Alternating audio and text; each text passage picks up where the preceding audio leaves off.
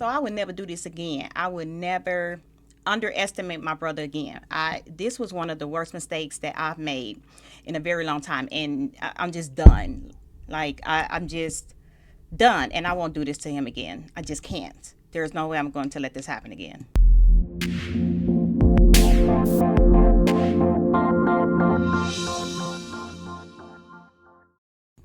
What's up, y'all? I know I look a mess. Nails look a mess. I look a mess. It's been a very rough Thanksgiving. If you looked at my videos previously, I talked about my brother with autism. And if you get a chance, go back and check it out.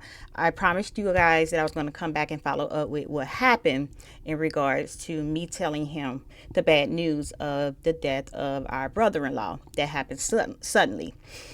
And I'm going to tell you guys, I messed up. I messed up.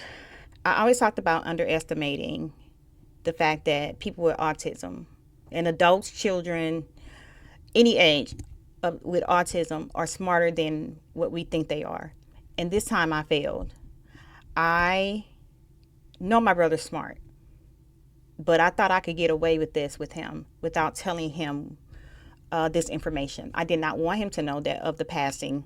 I did not want to put that on him because, as I mentioned in my previous videos, that those type of things cause issues in regards to how he's going to react. And I never know how he's going to react to death in general.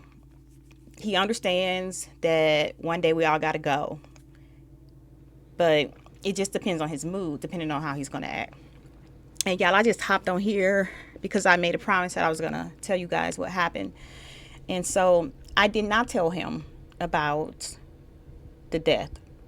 I decided to move on and we just go to Thanksgiving as if though it was just a normal, regular year. And it was so much grief and sadness. Although it was, a great time to be with family, this is still fresh. And we, my sister is still really, and the kids are grieving. And we just couldn't, you can't get that out your head, right? And a lot of people go through this, so I know it's just not our family. But dealing with people with autism, which is specifically what I want to talk about just briefly, is, unique. Unless you've been through it or worked with kids with autism or adults or have family members that have autism, then you'll understand more. So I decided not to tell them. So we go to Thanksgiving, and my brother has a very, very, very, very good memory. So we're up there for Thanksgiving, and I leave the room to go do something. And my sister, one of my sisters said, hey, he just asked about, our brother.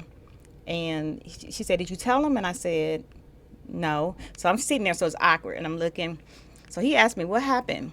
What happened to him? And I'm not going to say his name on here, but he said, what happened to him? He said, he used to sit right there. He points in the chair. He used to sit right there. Where's he at? And I said, oh, honey, he's in heaven.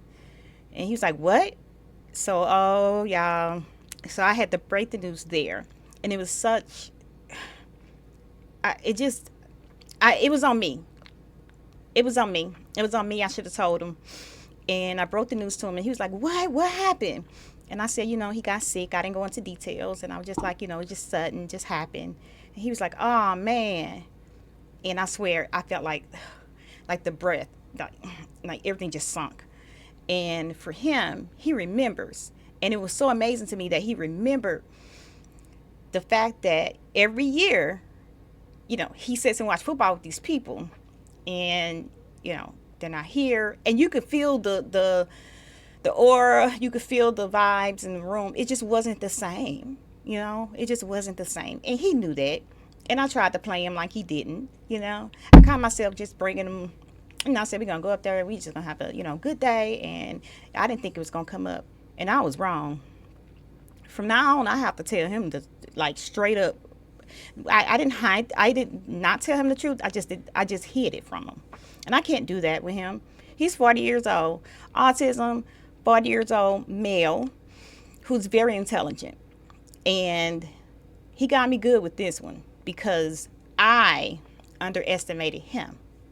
I was wrong, and I admit it. I was wrong, and now I know somebody mentioned to me. She was like, "You just have to tell them. Just tell them straightforward what's going on."